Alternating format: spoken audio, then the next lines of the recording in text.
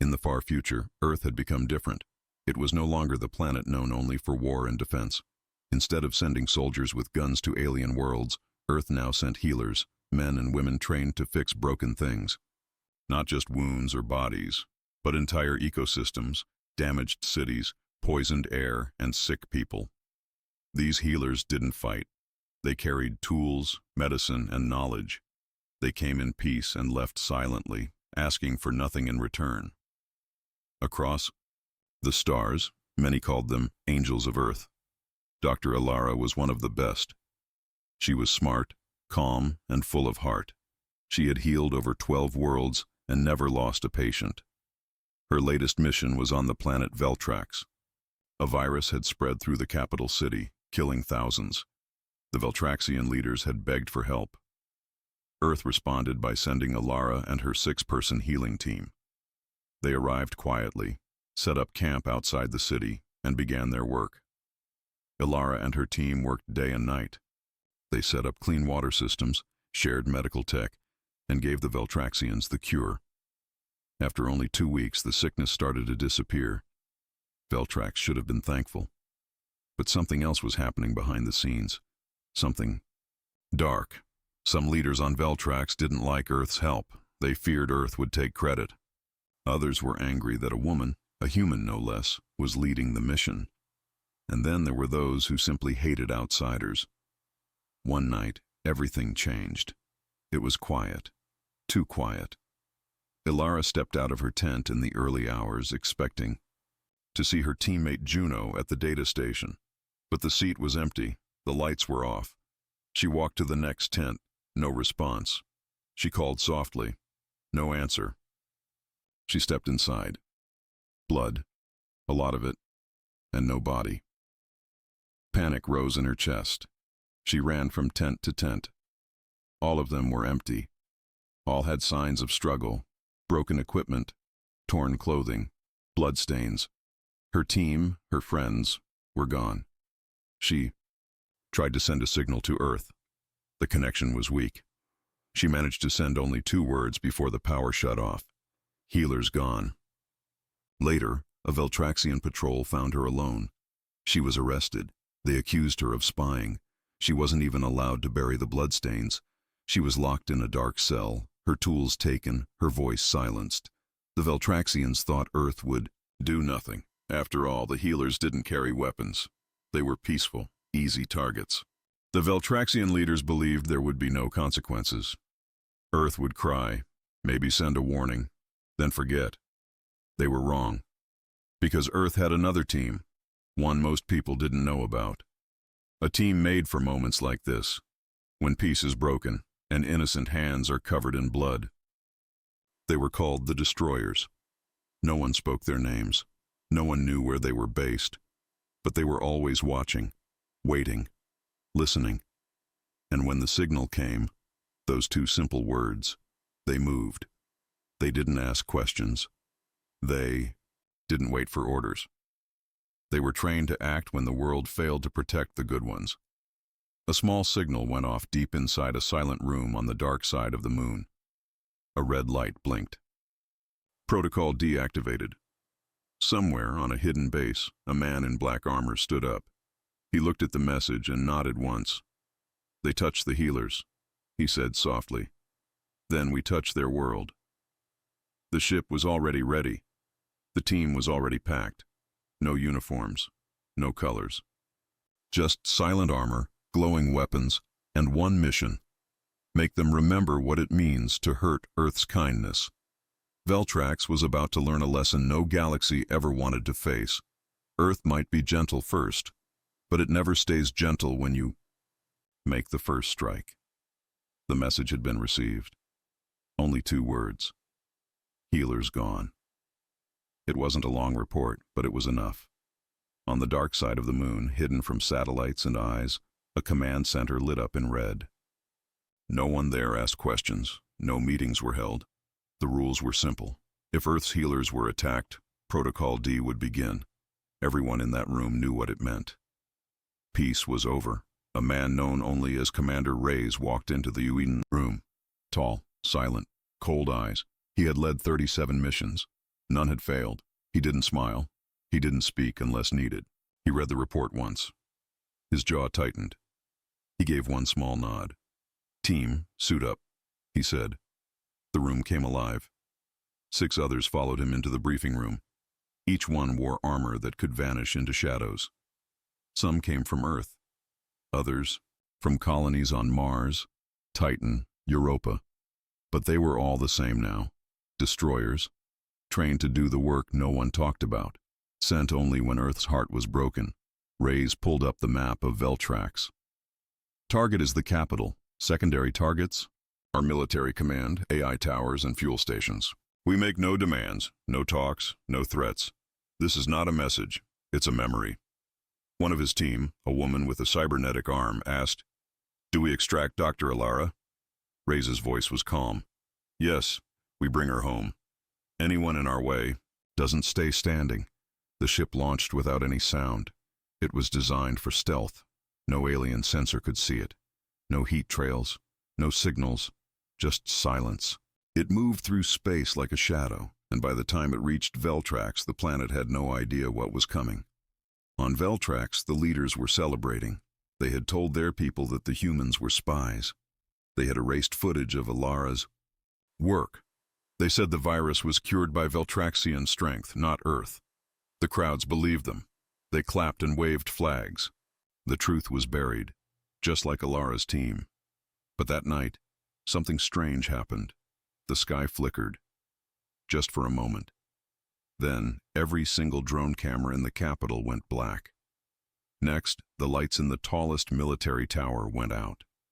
Then, the explosions began, not big ones, not the kind that light up a city, just small, fast blasts, clean ones, one after another, precise and perfect.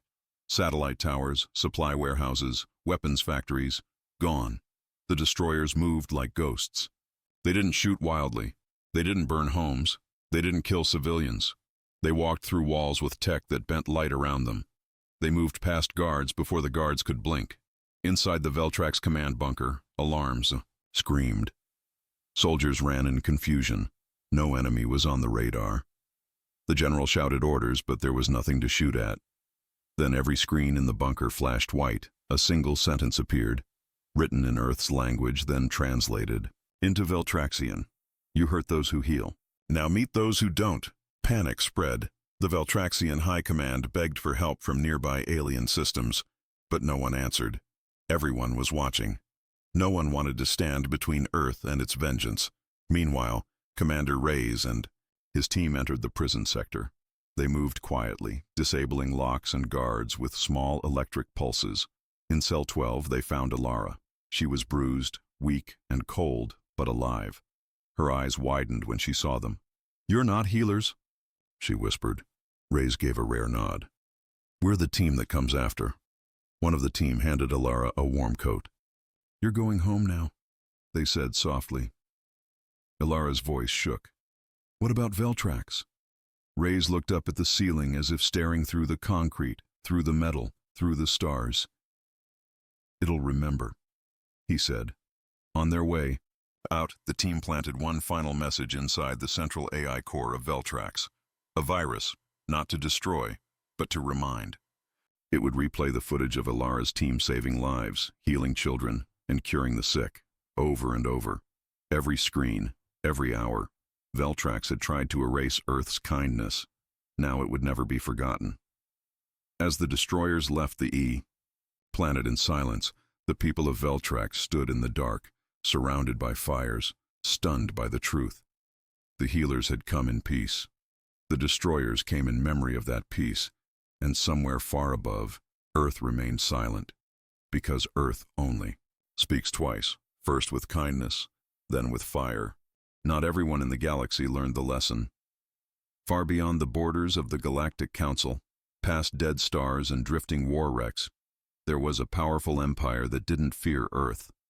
The Karnak's Dominion, a brutal species that believed in only one law: the strong rule, the weak kneel. They had watched what happened to Veltrax. They had seen the Council change its laws. But the Karnaks laughed. "Earth hides behind feelings," snarled Supreme Commander Zortal, leader of the Dominion. His skin was made of blackened stone, his eyes glowing red. They don't send armies. They send medics. Then shadows. What? Cowards hide their strength in silence? A general stepped forward. Should we test them? Zortal grinned. No, we break them. A plan was formed. There was a quiet human colony on the moon, Series 9, far from Earth, deep in Karnak's territory. It was a science outpost, peaceful. Only 50 families lived there. No guards, no defense towers, just researchers and a small medical center run by one human named Dr. Soren Hale. A perfect target. Karnak's ships entered the system in silence. Fast, without warning. Within minutes, they landed on Series 9. The sky cracked with fire. Buildings were torn apart. Scientists were dragged from their labs. Soren Hale tried to help a wounded child when a Karnak's warrior knocked him to the ground. He didn't fight back. He only shielded the child with his body. The soldiers laughed. They chained the survivors and sent a message to Earth. Your healer is ours. Come if you dare. For 10 hours there was silence. Then, deep beneath Mars, the red lights turned on. Again. Commander Reyes stood in the dark, reading the transmission. His face didn't change, but his heart burned. Dr. Soren Hale wasn't just any medic. He was the man who once saved Reyes' life. During a training accident, Reyes had nearly died from internal injuries. Soren had been there. No questions, no hesitation. Just hands, light, and healing. Reyes had never forgotten. Now it was time to return the favor. Team, prepare for war, he said coldly. We're going into Karnak's territory. A voice spoke behind him. That's suicide. He turned. It was Director Lin from the Earth Defense Council. Reyes, Series 9 is surrounded. The Karnaks are ready. This isn't Veltrax. This is bait. No, Reyes replied. Lin frowned. Are you still going? Yes. Why? Reyes' voice was quiet but firm. Because a man who saves lives does not get left behind. 12 hours later, the destroyers arrived. They didn't come with a fleet. Just one black, silent ship. Karnak's radar didn't even blink. Inside the camp on Series 9, Soren Hale sat bruised and bloody, but alive. He refused to break. You can torture me, he told his captors, but I won't tell you anything. I have no secrets. The Karnak's commander laughed. You're not here for secrets. You're here as bait. Then something strange happened. The lights in the camp blinked twice and went dark. Then the screaming started. Guards were dragged into the shadows. Weapons were disabled in their hands. One by one, watchtowers exploded with silent fire. No ships in the sky, no alarms. Just chaos. Karnak's soldiers panicked. They fired into the night, but there was no enemy to see. Commander Zortal, watching from orbit, shouted into the comms, "Who is attacking?" The reply was static. Then a single voice broke through. You dared. Then silence again. Within 30 minutes, the entire Karnak's camp was gone. Soren Hale was found unharmed, wrapped in a thermal cloak, seated in the exact center of the landing field. Next to him was a message, burned into the stone. You hurt one. Who heals? Earth remembers. By dawn, every Karnak's ship in the system had been destroyed. Not one by one, all at once. Precision, perfection, fury without firestorms. It wasn't war, it was a warning. Back in the council chambers, news of the Series 9 incident reached every race. The room was silent again. Even the bravest leaders said nothing, because now they understood. You don't challenge Earth, you don't touch its healers, and you never, ever, bait the ones Earth calls back from the shadows. Across the galaxy, stars still shone, but peace had a new shadow. The Karnak's dominion, once feared across 3 sectors, had fallen silent. Their proud war banners were lowered. Their ships floated cold in orbit. The message from Earth had been clear. We don't start wars, but we end them. And still, Earth said nothing. No press release, no threats, not even a claim of victory. Only silence. But to the galaxy, that silence was louder than any weapon. Inside the Galactic Council chamber, fear had become respect. No one dared say Earth's name without a pause. Alien ambassadors told stories in hushed voices about humans who healed without asking for reward, and the ones who came after if they were harmed. One by one, member planets changed their policies. Earth healers now had armed escorts. Their camps were guarded by local governments, and every alien child was taught, if you see a human with a red patch on their coat, protect them. Because if they vanish, you may vanish next. But not everyone agreed with Earth's quiet power. On the shadow world of Orlax, a secret council gathered, leaders from species untouched by the Veltrax and Karnax events. They were quiet predators, powerful, hidden, and prideful. They are just one species, hissed Lord Vrel. They bleed. They die. We are older than Earth by 1,000,000 years. Then test them, said another. But this time smartly. No blood, just pressure. Push their minds, not their bodies. So they tried, not with weapons, but with words. A mysterious virus began spreading through human communication satellites. Earth's diplomatic messages were scrambled. Medical requests from colonies went unanswered. People began to panic. Someone was jamming the signal, cutting off healers from the places that needed them most. Sickness returned to outer colonies. Fear spread faster than the virus. At a colony on Galen 3, a mother held her sick daughter, crying, "Why haven't the healers come? They always come." Dr. Alara, now recovered, watched this unfold from Earth's command center. Her fingers trembled. "They're not attacking us with guns anymore," she whispered. "They're cutting our voice." Commander Reyes stood behind her. "Then we speak louder." He turned to his team. "Prep the signal array, full burst." "But sir," said a tech, "they'll see where we are." "I want them to." They sent one message. It was short, only 4 words. "You're stopping the healers." The signal was strong.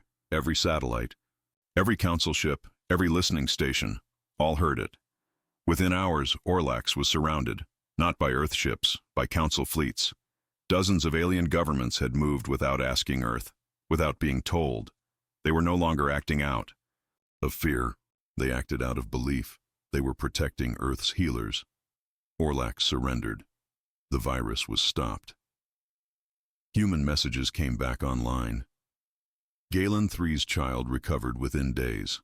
Her first word after waking up was, "Thanks." And far from the noise, Earth remained still. Reyes and Alara stood atop a quiet hill, watching a sunrise. "No medals?" she joked softly. Reyes gave a rare smile. "No medals, no parades. That's not who we are." She nodded. "But the galaxy knows now. Healing is not weakness." "No," he said, "it never was. And those who try to silence it will always hear from us." As the sun rose higher, a small Earth ship lifted off in the distance, its sides marked with the symbol of the healers, a red circle, glowing bright, and next to it, in black paint, a single line, "We come to heal, but we remember who." Hurt. The galaxy would never forget again, because Earth had written its warning in silence, in fire, and in unbreakable truth. Years had passed since the Veltrax betrayal, since Earth's destroyers answered the call, since the galaxy learned, never harm those who heal. Peace had returned. But it was different now. Not the soft, fragile kind of peace.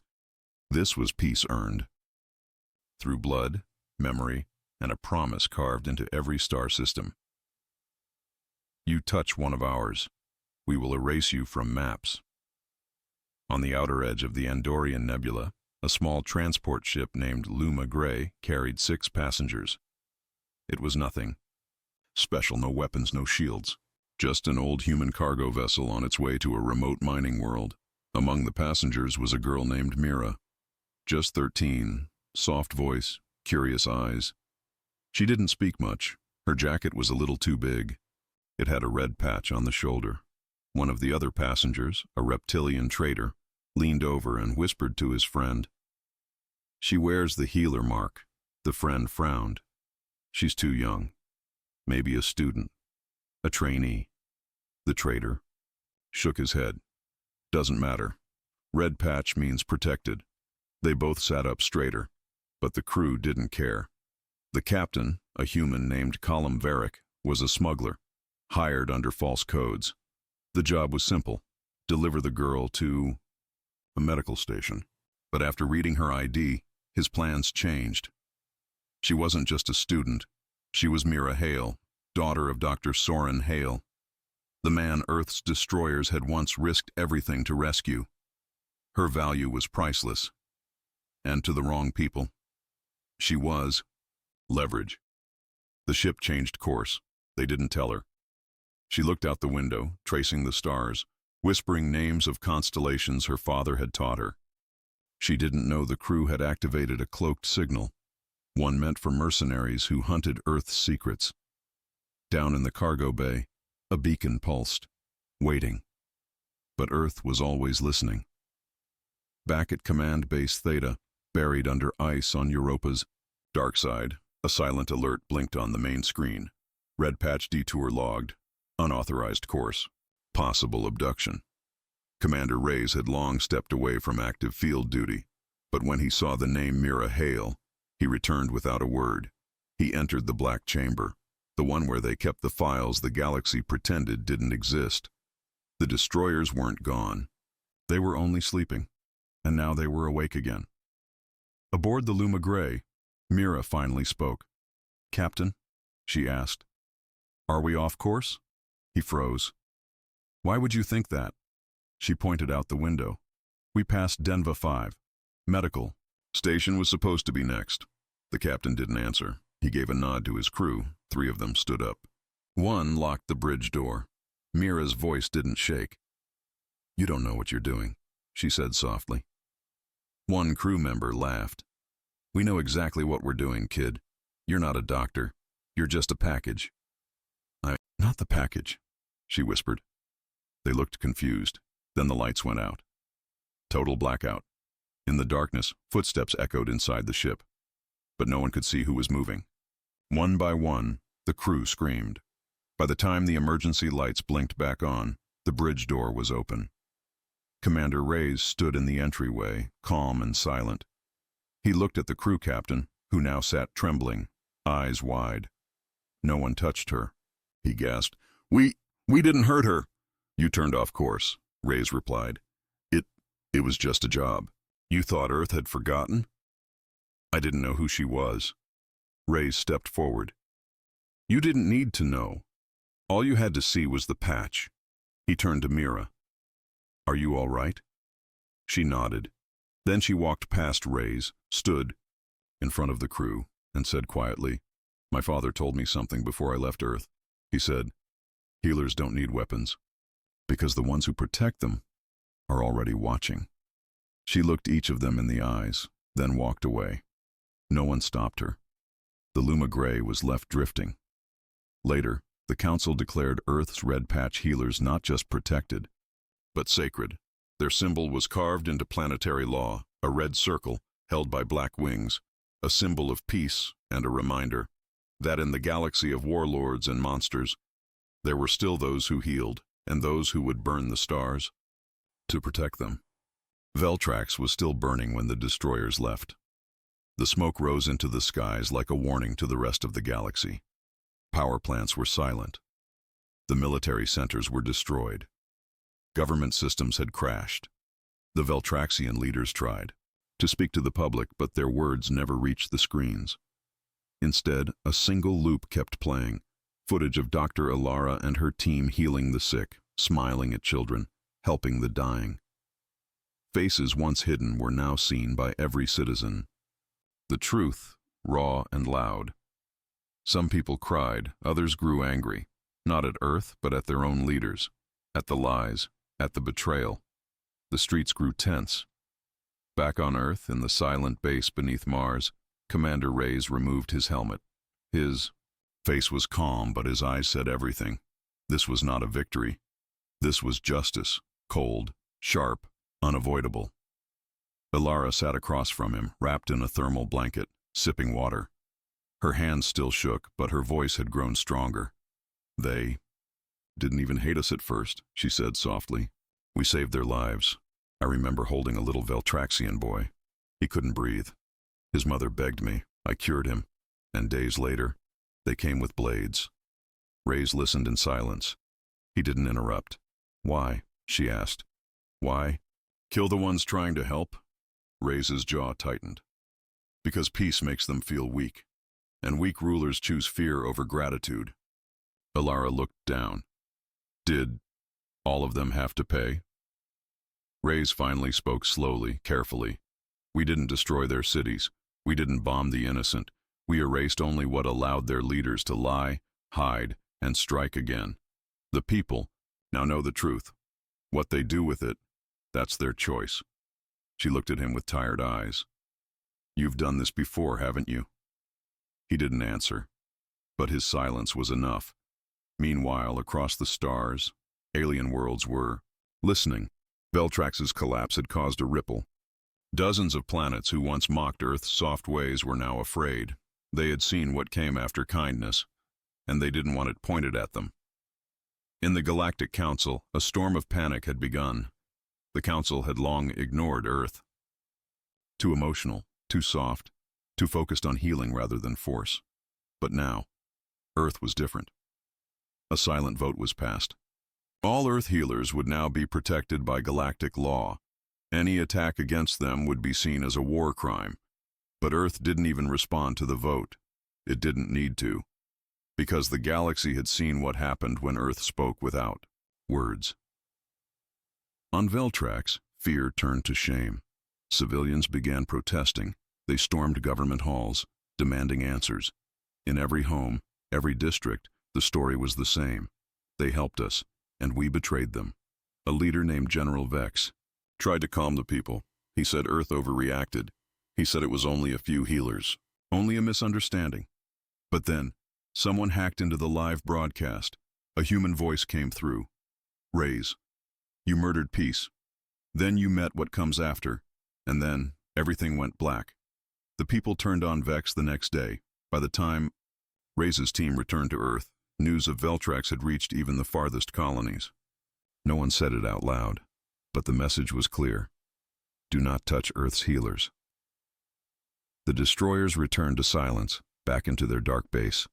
No parades, no medals, no names on screens. They didn't want thanks. They just wanted peace, because if peace failed again, they would return, without warning, without mercy, without a second word. The destruction of Veltrax sent shockwaves through the stars. The Galactic Council held an emergency meeting. Dozens of alien leaders sat in the floating city of Jortal, a massive space station that orbited a peaceful moon. The chamber, usually filled with polite arguments and boring trade deals, was now silent. Everyone was afraid to speak first. Screen at the center showed scenes from Veltrax, burning towers, silent skies, empty cities. But the footage didn't show Earth's soldiers. No one had seen them. No ships, no warnings, just the aftermath. One voice finally broke the silence. The humans. They didn't negotiate, said High Chancellor Goran of the Trellian Empire. His skin flickered purple with fear. They didn't declare war. They didn't give demands. They simply acted. They sent destroyers. Someone whispered from the back. Ambassador Zinn from the aquatic world of Solam rose. They are not soldiers. They are shadows, ghosts. I heard stories from miners near Jupiter. Entire pirate fleets gone. No signs. Just silence. A murmur passed through the council chamber. Ambassador Turok, a four-eyed being from the Moxari system, slammed his fist on the table. And what of it? Earth's healers were attacked. They gave help freely. We all saw the footage. The Veltraxian leaders lied. Their people begged Earth to come, and then killed those who came to heal them. Some members nodded.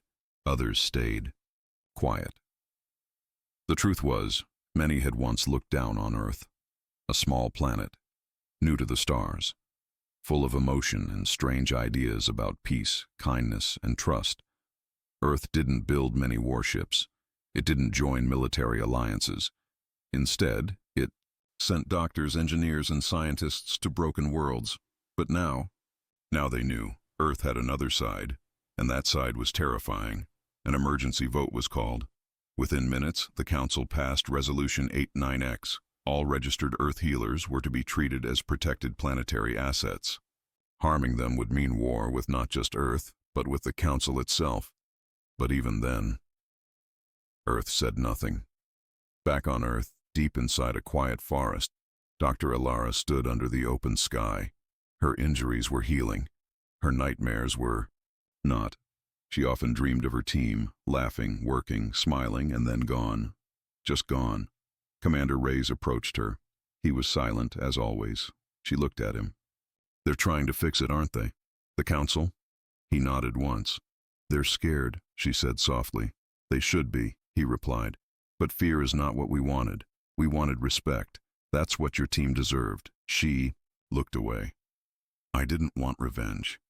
I just wanted to save lives." Reyes' voice was low. "You did. And because of that, the galaxy will never forget." Far across the stars, on a desert world called Draxon, a group of warlords met in secret. They had been planning to raid a human colony on Europa. The plan had seemed easy. The humans there were peaceful. Farmers, builders, families. No weapons, no guards. But now, the warlords argued, "They'll send the shadows," one yelled. "The ones from Veltrax. No, Earth only sends them if you hurt their healers." "But who knows? What if the colony has one? Just one medic? Are you ready to take that risk?" The room went silent. Then someone stood and tore up the attack plans. Across the galaxy, others made similar choices. Raider fleets turned back. Pirates avoided Earth ships, and on dozens of planets, children were taught a new lesson in school. Kind to those who heal, for if you harm them, Earth will send those who destroy. And somewhere, in the shadows of a cold mountain on Mars, a red light blinked once. The destroyers were watching. They always watched. Because peace was Earth's first gift, but never its last.